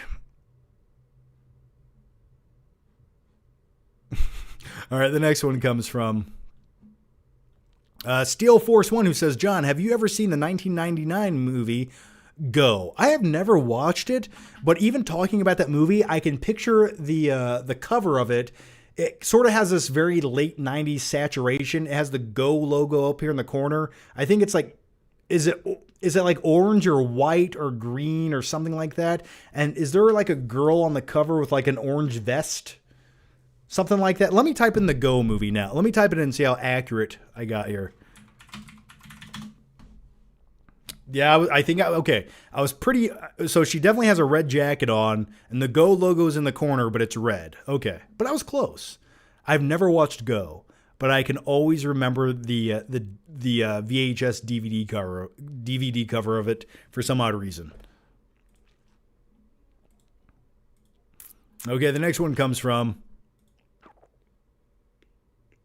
Silvio 10708, who has been a member for 17 glorious months, and I thank you for that. And if you guys are members, please check out the member-only videos on my channel. Just click my channel, look at the videos. You'll see a couple new member-only videos on there. But anyway, here's the question. Have you played Super Mario Odyssey? I have not. I haven't really played any new Mario Brothers games in a very, very long time. Occasionally, when I'm super stressed out and life is overwhelming and I just want to give up, I do go back and play my classic SNES, and I play Mario World, Super Mario World, which just takes me back to a happy place in 1993, being a stupid little kid, coming home and playing that game. That's how I release stress. But I have not played any of the new games. Night King 01 says, so I just bought Batman Beyond on Blu-ray. While I was watching it, I thought how dumb Warner Brothers was to turn down the Batman Beyond movie idea from the Spider-Verse team. That would have been a gold mine. I want superhero cyberpunk Batman. Yeah, that's a great idea and a great concept. Now, I know people love Across the Spider-Verse and Into the Spider-Verse, and I like those movies. But as a dude who worships Batman, the true symbol of justice, seeing a Batman Beyond movie with that animation style and that same care given to the story, that to me sounds like a dream come true. And maybe one day they'll come to their senses. But then again, it's Warner Brothers and comic book movies, so who knows what they'll do next. All right. You know what the people want? They want to see another Suicide Squad movie. That's what they want to see. All right. The next one comes from Andy, who says, have you seen any Soviet films? The studio that produced most of them, called Moskfilm, has posted many of them on YouTube, subtitled and free of charge. I have not. I have not watched any Soviet films, man. The only thing I can think of when it comes to like Soviet films are, and we are talking about like Soviet Union films, right? The only thing I can think of is someone years ago made a Home Alone, but if Home Alone was made in Russia movie, and I watched some clips of that or some screenshots of that, and that looked really depressing and terrifying, but for some odd reason, I'd really like to watch it. But I have not seen any Soviet films. I have not, man. Tripler3 says, is Patrick Bateman the dumbest character in cinematic history? He let a filthy hooker use his bathtub. No amount of bleach could ever fix that. And he let her use a robe. Now, I only hope that he burned it afterwards and bleached the bathtub. But you would think Patrick Bateman, for this sophisticated Wall Street sociopath, there's a lot of things that man would do. And for example, when he kills Paul Allen, he wears a raincoat, but yet he let a hooker bathe in his bathtub. That bathtub's completely unusable now. You might as well just burn down your apartment. But good point. I always kind of thought that as well. All right, the next one comes from, I'm going to call you Christine. All right, the next one comes from Trevor Wynn, who says, hey, John, who do you think is the best next generation director working today? For me, it's between Christopher Nolan and Denis Villeneuve. I don't disagree with both choices. I think those are. I think Nolan would definitely be in the running for one of the best modern day directors. But I'll tell you a guy, when it comes to big, action-packed, epic movies, if you were going to direct, I don't know, just the next big Terminator movie, I'll just throw something out there like that. I think Joseph Kosinski, who directed Top Gun Maverick and Tron, I think he would be in the running as far as like a quality director goes. Now, he's definitely not a Nolan. He's not a Denis. But I think like if you're going to make a big blockbuster film, I think he's one director I would completely have faith in directing it, and I think it would be a competent, well-made film with the scope and composition that I want to see. And if for anything, and I think I've said this before, but Joseph Kosinski, he sort of reminds me of like a modern-day James Cameron, just ever so slightly. But those are just my quick thoughts. So, but I would, if I had to pick one, I'd probably go with Nolan on that one. I don't think any modern-day director has really had the same cult following like Nolan has. And Nolan can just put his name on a like if you went to see a teaser trailer and that teaser trailer just went Nolan and it had the release date and didn't even give you a title, people would talk about it. So I can kind of agree with that. The next one comes from, still thinking about that Patrick Bateman bathtub question. The next one comes from Night King 01, who says, have you ever watched To Live and Die in L.A.? I would recommend solely based on seeing your young Willem Dafoe. He looks like a slightly messed up sculpture of a man, except they added more marble to his chin. I don't know what I'm talking about anymore. To Live and Die in L.A.? I was thinking of the Joe Pesci movie, like Johnny Hollywood or whatever it is. To Live and Die in L.A. Came out in 1985. I don't think I've ever seen this. Okay, it's about when his longtime partner on the force is killed. Reckless U.S. Secret Service agent Richard Chance, William L. Peterson, vows revenge, setting out to nab dangerous counterfeit artist Eric Masters, William Dafoe, along with his new straight-laced partner. Okay, well, that sounds somewhat intriguing. It's got pretty good ratings. Maybe I'll add it to the list. To Live and Die in L.A. Never seen it. I'll check it out, man. Thank you.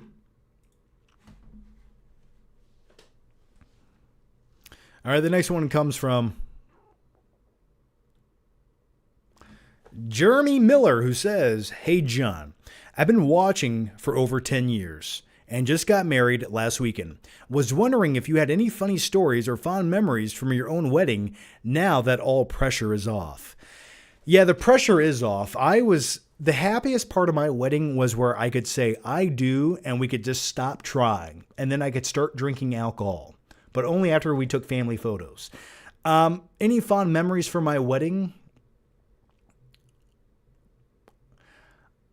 I got to drive a golf cart after my wedding to go take photos down by a wooden bridge, which was sort of a magical experience. No, it was really cool. I'll tell you one of my favorite moments of my wedding was walking down the aisle to the Imperial March, the Darth Vader theme. That was kind of cool. Another fun moment was when our friends and family gave speeches, and my buddy gave a speech, and he was talking about, he alluded to when I first started doing YouTube, he and all my friends would make fun of me for doing it. And then he's like, a few years later, John quit his job and did YouTube full time. And we were no longer making fun of him. We were just really proud of him. And that was nice, things like that. So, but yeah, it was a good time, man. We have tons of pictures. And if you guys follow me on Instagram, I'll probably share some of those pictures in the future. I already have a few on there, but we just got most of them back. So, but thanks for that, man. And congrats on, did you say you're getting married? You just got married. So congrats, man. Congrats on that. But yeah, the pressure being off definitely helps, but alcohol helps so much more. That's my best recommendation. Night King 01 says, John, I can now say I have become dumber because I just watched the Jean-Claude Van Damme, Dennis Rodman classic Double Team. I hate that movie. The movie was pure stupid, and I loved every second of it. Mickey Rourke's insane death scene is worth a watch alone. I don't remember a lot about that movie, but I do remember they're riding dirt bikes through like some European city. It's like a green dirt bike. And I just remember Dennis Rodman being in the movie. And even as a kid watching that, thinking, this man is a terrible actor. Why am I watching this? But I have not seen that movie since probably like 1998. All right, the next one comes from Jack Taylor, who says, have you seen Beatles 64 on Disney Plus? I have not seen that. I would like it. I've been meaning to check that out for a while now. A beautiful documentary produced by Scorsese with interviews, Ringo, a great Snapchat of 60s American culture. Highly, highly recommend. Yeah, I've been meaning to watch that documentary. I love me a good doc, and it's on the to-do list, man. I promise you. But it's good to know that it's worth watching. So I will check it out at some point. I like me some Beatles. I'm not the biggest fan of the Beatles, but I like them. I think they definitely defined a new genre in music, right? So Jordan Kudajar says, hey, John, hello from Australia. Well, hello to Down Under. That's all I got. Sorry. But hey, man, thanks for watching. Hope you're doing well in Australia. And it's, once again, you're watching in a completely different continent on the other side of the planet right now. It's bizarre that we can like do this together. Who would have thought? The world has become smaller with technology. And with all that said, let me drink some chemicals out of a can. Okay. Big K Movies and Games says, a bucket of the pigeon lady from Home Alone 2. Listen, everything was going good tonight. Everything was going perfect. And then you had to bring up the pigeon lady. And nothing disgusts me more. Nothing makes me not want to eat popcorn more than eating it out of a bucket that looks like the pigeon lady. Could you imagine eating popcorn out of a bucket that looks like an old lady covered in bird shit? No,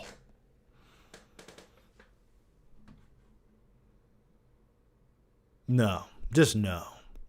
Let's go to the next one. Let's go to the next one. I don't want to ruin the mood. Dustin, I'm kidding, by the way. Dustin Rich says, do you agree that Event Horizon is underrated? It's been a while since I've watched Event Horizon. And I've been meaning to go back and watch it. I remember always liking it. I have the Blu-ray. It's just been a while since I've watched it. It has Sam Neill in it, Lawrence Fishburne. I remember my stepdad renting that movie on VHS from a Blockbuster in like 1998. And that was the first time I ever watched it. And I thought it was like a pretty good movie. And I always, when I was young, I got that movie and Sphere mixed up because they came out around the same time. And they were both sci-fi movies that took place in space. But anyway, I liked the movie. It's just been so long since I've seen it. But it's definitely a hidden gem movie. I could put it in that category. Caleb says, what's your favorite fruit? Great question. I never thought you'd ask.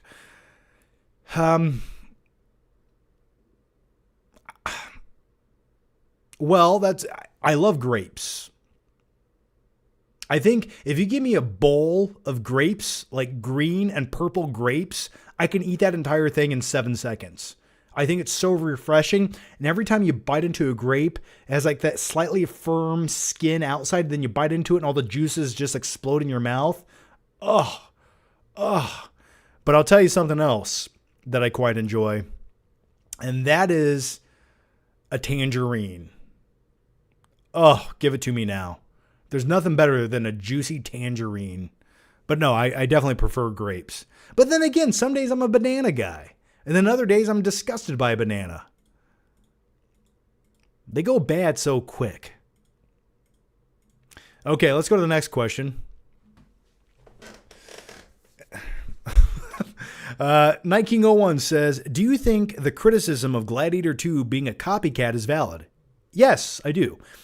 Because there's a lot of great sequels that follow the same beats as their predecessor. Terminator 2 follows the exact same beats. I think execution is the problem here. Thoughts? No, I completely disagree with that. I don't think Terminator 2 follows the same beats, because when you compare Terminator 2 to Terminator 1, they switched around the bad guy and the good guy. Okay, so now the Terminator's the bad guy. And plus now you have a new dynamic of the movie where you have young John Connor, and now that's who he has to protect. And then you have to break Sarah Connor out of prison. You have so many different beats and tones to that film where they switch so many things up.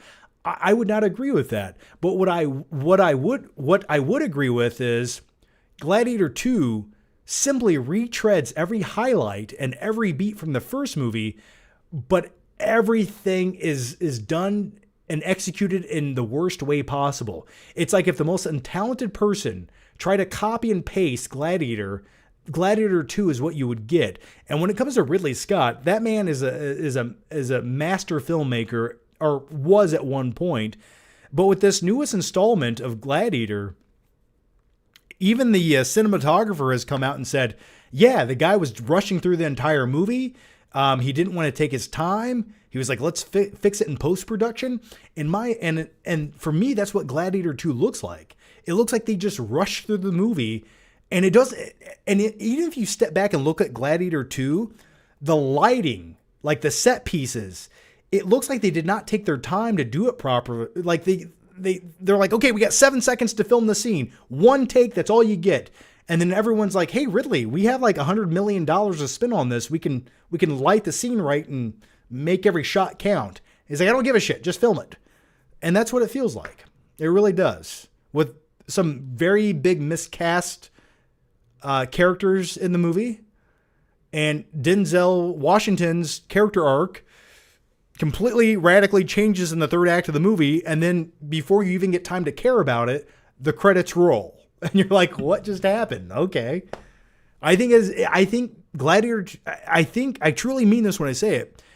Gladiator 2 is everything you should not do with a modern. Like it's everything you shouldn't do with a movie. Every mistake that they could have made with a sequel to Gladiator, I think they literally did it. Like. Everything that they shouldn't have done, they put into Gladiator 2. I can elaborate on that further, but for the sake of the answering some of the questions, let me go to the next one.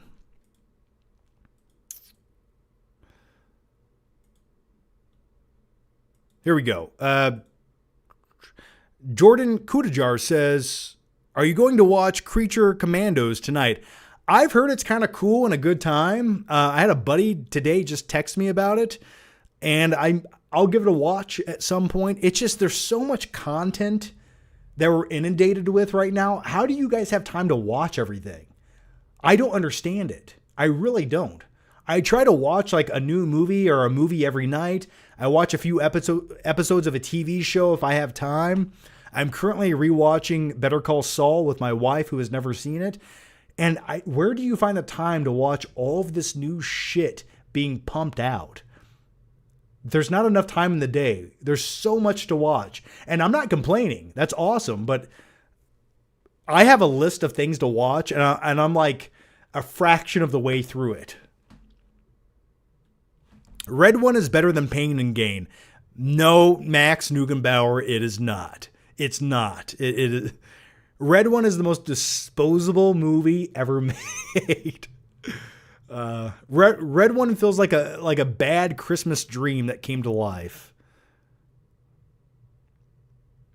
Gladiator 2000 was Ridley Scott's masterpiece. Oh, I completely think it's his best film he's ever made.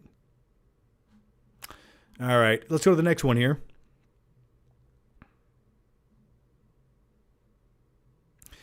Z says, thoughts on Grinch with Jim Carrey. I've never been a huge fan of Grinch with Jim Carrey.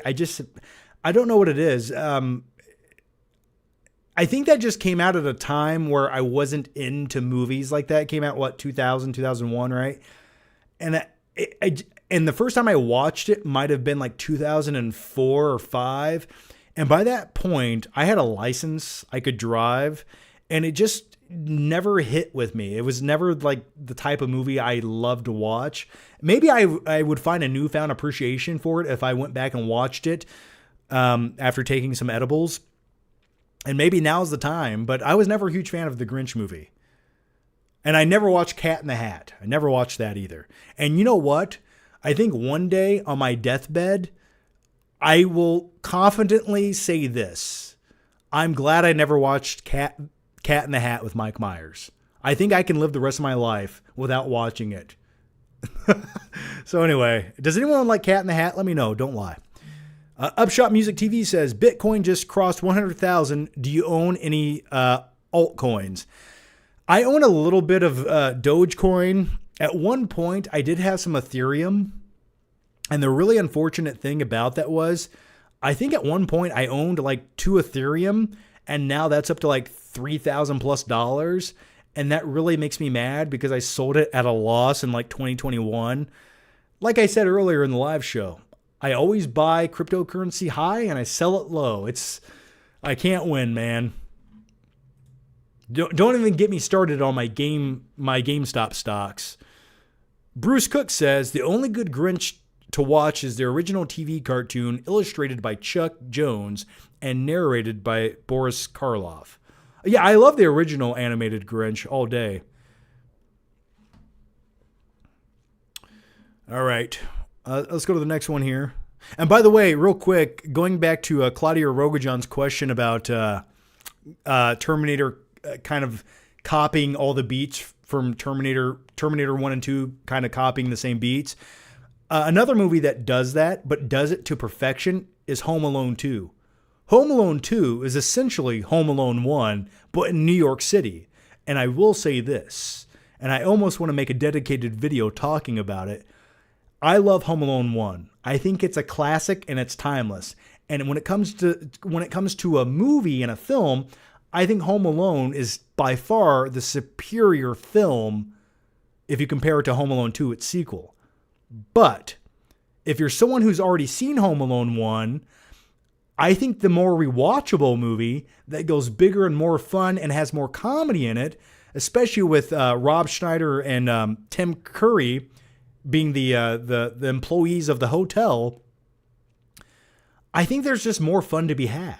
Plus, you go into the giant Duncan's Toy Chest toy store, and there's all these toys that, as a kid, you would never buy any of these toys because they all just look like Christmas ornaments, like your grandma would buy to put on a shelf around Christmas time. It's like, oh, here's a little wooden car. It's like, no, I want a Nerf gun. But I guess due to IP, they couldn't put all those awesome toys in the background in that movie, so they just settled on generic toys no kid would ever buy. But with all that said, I think Home Alone 2 is a bit more rewatchable and fun around the holidays than watching Home Alone 1 again. And that's not to take anything from Home Alone. I'm just putting it out there. The only negative of Home Alone 2 is the pigeon lady. I hate everything about her. Okay, let's go to the next one here. And by the way, can I just say this real quick? I had a random idea the other day when I was taking a shower, and my best movie ideas always come to me when I'm in the shower. You know what they should have done in place of the pigeon lady in Home Alone 2? If you could just delete that entire story, get rid of this old lady covered in bird shit. What they should have done in Home Alone 2 was there should have been a homeless teenage kid, a little bit older than Kevin McAllister, but he lives on the streets. He ran away from home. Maybe he had some problems. I don't know, right? But Kevin encounters a kid around his age who's homeless. And they team up together during the climax of the movie to take down the Sticky Bandits together. And then at the end of the film, Kevin helps this kid rectify his life. Maybe he gets adopted or something along those lines. But I think that would have been a much more sentimental, better subplot of Home Alone 2. Those are just my thoughts. And if they ever make another Home Alone movie, that's what I would do. Okay. Bruce Cook says, Mike Myers' Cat in the Hat was so bad that Dr. Seuss' widow refused to allow any additional movies to be made from Seuss's other books. Yeah, fair enough. He was rolling in his grave. No Cat in the Hat with Michael Myers, I say. I'd rather lay by the bay. Anyway.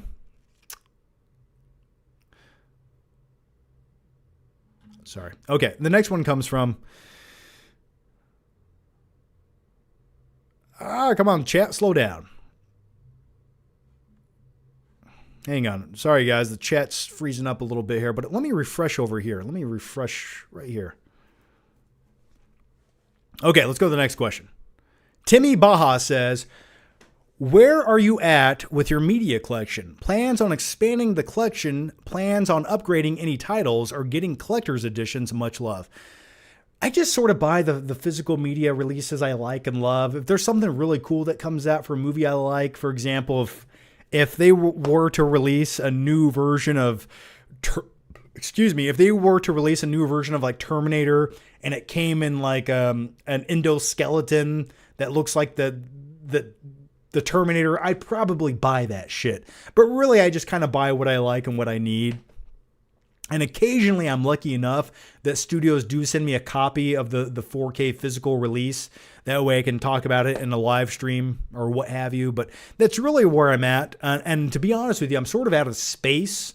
So recently or lately, I've gotten very selective on what movies I buy because space, I just don't have it any longer.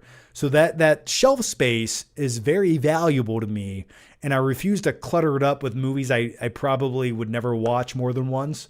So that's where I'm at with it. The next one comes from Claudio Rogajan, once again, who says, hey, John, I'm wondering this recently, and I just wanted to know, if you could go back in time 10 years, what would you do differently, or would you do anything differently?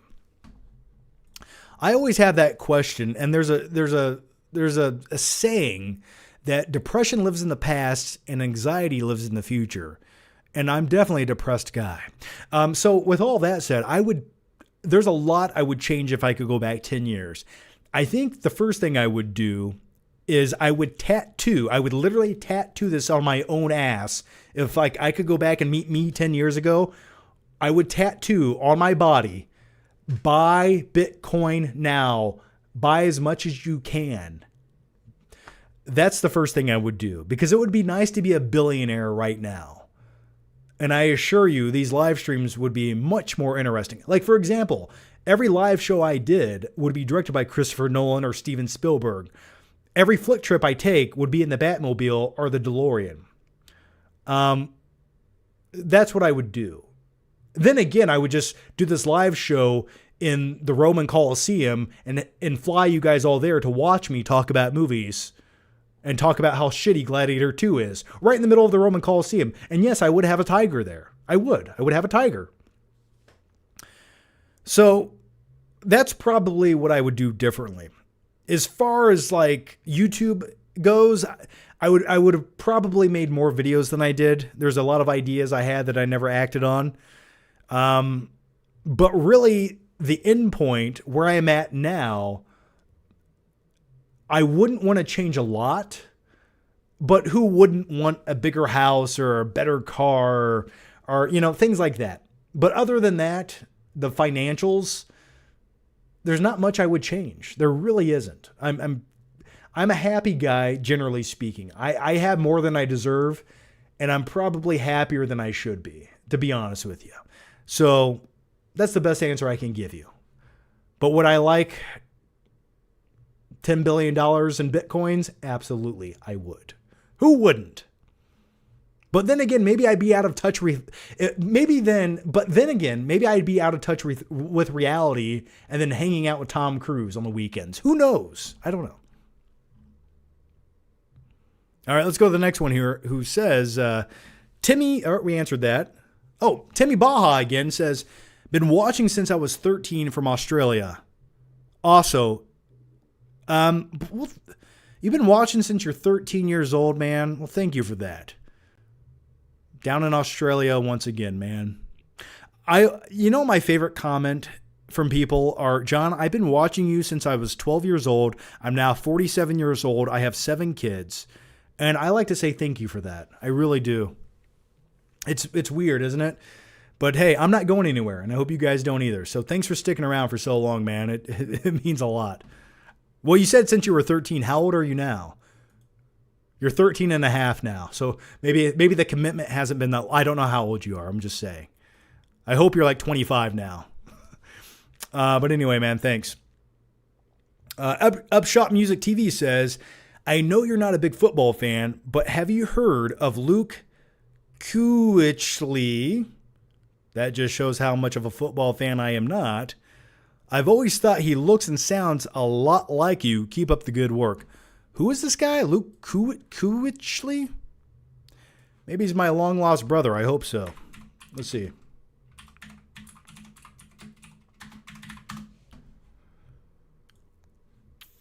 Yeah, I could kind of see it.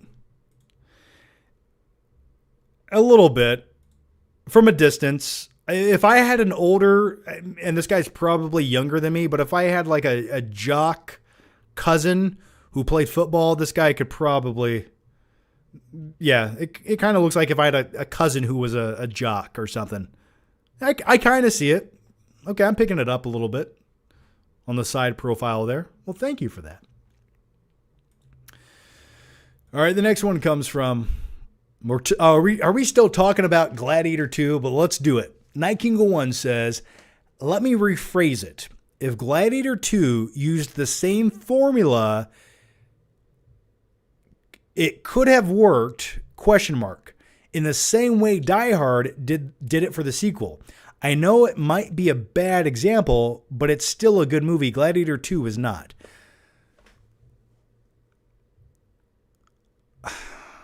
You know what it is? It's like everything Gladiator 2 tried to retread was a bad attempt at recreating it. But every new idea that it interjected in between all of that was even worse, right? Like the movie did itself no favors. And it didn't allow any of its characters to have charisma, or you never really got to know them. And then it had like random flashback scenes that felt like they were shot on an iPhone and color graded by a first-year film student who's going to a community college who has absolutely no talent and shouldn't work in the film industry. That's what the majority of those things in Gladiator felt like to me. And it just looked so smudgy. It looked like bad Photoshop. You know, it just... So could it have worked? The only thing that it needed to do was pick up where it left off. The story was there on a silver platter. You just had to run with it. And every twist and turn that they tried to add into it just was not working. Like the main character, Lucius, I think could have been a profound character, and you could have rooted for him and you could have gotten to know him. But this movie never explains who he really is as a person. It never made me like him. It never set the tone of what he's trying to achieve or his goals or his aspirations. So every time I see him just forced into a scene reciting the one-liners from his daddy, it just feels so forced. So to answer your question, I don't know. I don't know. I don't know what could have helped this movie. Dustin Rich says, have you ever killed a homeless person? Jesus. Well, I will say this. Many, many years ago, I was driving down the road and it was a rainy day. Okay. It was a rainy day. And I was looking down and then I looked up and I saw the whites of someone's eyes. And then I heard and then they flew into a ditch. And I don't know if they're dead or they're alive, but I just kept driving to Walmart because I had places to be. So I like to, when I go to bed at night to live with myself, I like to think that they're still alive. And they pick themselves up from that ditch and they're completely fine. I'm kidding. I'm completely kidding. That's not true. It's not. I'm just joking. No, I have not. No, I have not. Why don't you get a job? You know what? I'm going to help you out. Well, you know what? I just don't think we have anything in common. So, no, I have not. Let's go to the next question here, though. John is just a chill guy with a puppy dog emoji. I try to be a man. You know, the way I like to do these live streams, I don't want to sit here and just talk at you. I like to have a conversation, a dialect. The best way I can describe these live streams, we're all hanging out in the same room together, talking shit about movies. All right? And somebody's not wearing any pants, but that's fine because that person's me. All right. The next one comes from, and by the way, if you guys are YouTube members, feel free to chime in, but I'm now reading the normal chat. I caught up on all the super chats, so thank you guys so much for that. And if you guys have any questions, now's the time. Type that shit in. Let's talk about it. Dan Dwyer says, have you seen Juror number 2? I have not. I've been looking forward to watching that movie. It's on streaming right now. I think it's on HBO Max in a couple weeks. I don't want to pay $20 to watch it, though maybe I will, because I am looking forward to that movie. And one of my favorite genres of film are a good courtroom drama. And that's what I was hoping to get out of Joker 2. Instead, I got a shitty musical. But anyway, it's good to hear that Clint Eastwood made another good film. And it stars Nicholas Hoult. And by the way, is it me or is Nicholas Hoult in every new movie that's coming out? Like, I just watched him in The Order. He's in Nosferatu. He's in Juror number 2. I mean, shit. All right. But I do want to check it out.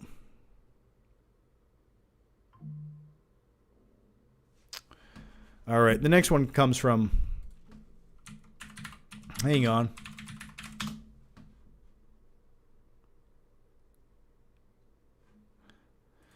All right. Someone tried to correct me and say it's dialogue, not dialect. No, you are right. But when I say dialect, what I'm referencing there is the inside innuendos that only we movie fanatics and nerds will pick up on, and things I reference only people who watch me on a normal basis will understand and comprehend. So when I say dialect, I mean my own personal dialect, my specific language coming from my mouth into your ears. And if you want, I can, never mind. But anyway, that's what I was referring to. Y2K movie comes out this week. Yeah, it does, man. I'm seeing it tomorrow. I'm looking forward to it. I already got my tickets. He's in Shelby Oaks. Yeah, he probably is. Is that the twist? I think Chris used up his budget on Keith David. I really do.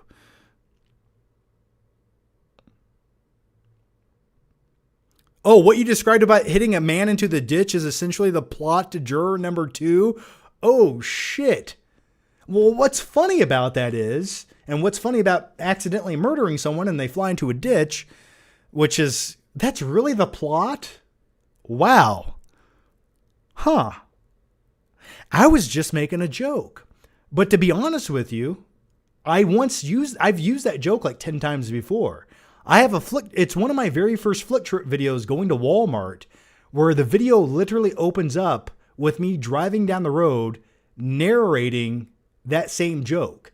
So now what I'm going to have to do is sue Clint Eastwood and the production company who put together Juror number 2 and say they took my original idea and my original plot and put it into a movie. Except now there's a courtroom drama rather than a guy going to Walmart to buy Blu-rays at 3 o'clock in the morning. You got me, man. Not cool. Not cool. Well, I think that's the end of the live show tonight. Fuck. That reminds me of the time John Campea got that similar question. And he immediately went, "No, I do not." Oh, you got me. Okay, well, that's it. That's the last live show ever. Thanks for watching, guys. See ya. Oh, man. Okay. All right. Yeah, I'm canceled. I'm done. I'm off the internet now. See ya. Gotta go. All right. Let's go to the next one here. Let's go to the next one real quick. Social Native says, John, Batman and Robin Kisses from a Rose song makes the movie better. Absolutely. Yes, it does. Yes, it does. Anything. Yes, it does. Let's talk about Gladiator 2 now, should we? The movie's not any good, guys. Oh, God. The live stream should just end there. It really should. How can we top that? And by the way, guys, I did set out earlier in the live show, I did say if we got 30 super chats in the first hour, and we got 21, but I think by this point we have hit 30 since we've gone almost 2 hours. So in my opinion, I think the goal has been met. Okay, I'm gonna just say the goal has been met, and we're gonna play a little game called that question, man. Oh, you got me. John, you missed my super chat. Libby Films, ask it once again in the normal chat. I'm reading the normal chat right now. Oh, here it goes. Libby Films says, movie idea. This is the end, but with film critic YouTubers. Cast Michael C. Hall as you. Michael C. Hall is me. Okay. Danny McBride as Cody Leach. Chris Evans as Sean Chandler. Okay. I don't know if anyone would want to watch that. It sounds like a cool idea. It sounds like a good idea for like a YouTube or a short film. But a feature-length film, I don't know who would want to watch that, but I'm not opposed to it. Carson's Cart Review says, awesome show tonight. Well, thanks, man. Oh, gosh. I caught you live. You did, in fact, catch me live. Okay, let me take a drink of this energy drink real quick. Okay, guys, here's what we're going to do. We have 282 of you beautiful, magical, mystical people watching, and I thank you so much for that. Thank you for coming here, watching a madman talk about movies in his underwear and drink caffeinated beverages. But very quickly, I'm going to give a quick mention to the sponsor of this video. Big thanks to Sony for sponsoring this live stream and every live stream in the month of December with the Sony Soundbar 8. This is a soundbar that I currently use in my living room. I've been watching movies on it all week. They sound phenomenal. They sound awesome. It supports Atmos, and you can just feel the rumblings from that soundbar resonating into my soul and throughout my living room when I watch movies. So let me give a quick mention to the sponsor. And by the way, guys, if you guys really want to support the live show, all you have to do is check out the link down below in the description box to the Sony Soundbar 8. Just checking it out definitely helps my channel. If you pick one up, all the better. You don't have to, but all I ask is you check it out, read the specs, get a closer look, and maybe consider the Sony Soundbar 8 for your living room experience of watching films, because it truly does bring the cinematic vibe home to your living room where you can, in fact, watch movies in your underwear. So let me give a quick mention to them, and then we're going to play a little game called Flick, or is it called Flick the Pick or Pick the Flick? Yeah, we're going to play a game called Pick the Flick. So if you never played the game with us, well, that sounds weird, but we will play that as soon as I come back. So a quick mention to Sony Soundbar 8. Once again, the link is down below. If you click it, it really does help. So thanks, guys. Here it goes. Welcome to my living room, because I want to tell you about the Bravia Theater Bar 8 with 11 speakers, Dolby Atmos, and DTS-X. With this soundbar, you can bring the theater experience home, because there's nothing better than eating popcorn in your underwear while you watch a great movie. The Theater Bar 8 features 360 spatial sound mapping, which gives you the cinema-style surround sound. The sound is auto-calibrated to your room's characteristics with sound field optimization. It also supports industry-standard audio formats including Dolby Atmos, DTS-X, and IMAX Enhanced. And right now, you can get $200 off by using the link down below. So if you want more info or want to pick one up for yourself, check out the link down below and save $200 off right now. And here we go. So once again, big thanks to Sony. I like me some Sony. Okay, but not as much as I liked. If you guys click that link down below to check out the Sony Soundbar 8, just putting it out there. All right, let's play the game. Pick the flick. And first, I have a few super chats in here. The first one comes from Dustin Rich. Are you aware that you often watch a few episodes of a TV series and then judge the entire series while only watching a fraction of it? You utterly disgust me, but I still love you.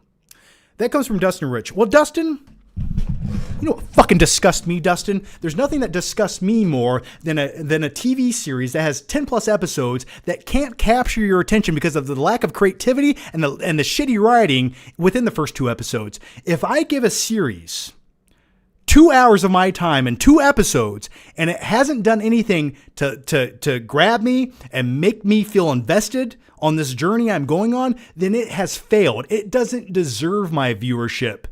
Okay? That's why I give every series 2 episodes. You get 2 episodes to get my attention. And that's sort of the equivalent. I'm just kidding. I'm not that worked up about it. But that's sort of the equivalent of watching 2 really bad movie trailers for a movie and then going, I'm going to go see that movie. Like, the fucking trailers failed you. They didn't do their job. They had one job to do and they didn't do it. It's on them. It's their fault. So when it comes to a TV series, I think 2 hours of an investment is enough. And if I don't care, I'm not going to watch 9 more episodes of it. I refuse to do it. Life is too short. I refuse to do it. And every great TV series that has ever come out, within the first 2 episodes, I was invested. I cared. I wanted to go on this journey. I'm just being hyperbolic. I'm not even mad. I'm not even mad at all. I just thought we should up the energy levels. Okay, let's play the game. Pick the flick. And I have some more questions in here, and I will get to all the questions. But the thing I need to ask you guys before we play the game, type in the comments what shelf you want me to pick from, and then we're going to start from, we'll go left to right. So pick the shelf. You got 1, 2, 3, 4. We have 4 shelves, and then start from left to right. So you can either say number 1 or number 75, and I'll pick that movie on that shelf. Okay, so I think that sounds really complicated, but go ahead and get those in, and I'll read this next super chat, and then we'll play the game. Actually, you know what? Let's just play the game. We'll get to the super chats afterwards. Here we go. Okay, we got some. Okay, you guys ready to play this game? It's been a while. I'm so excited. Are you guys ready?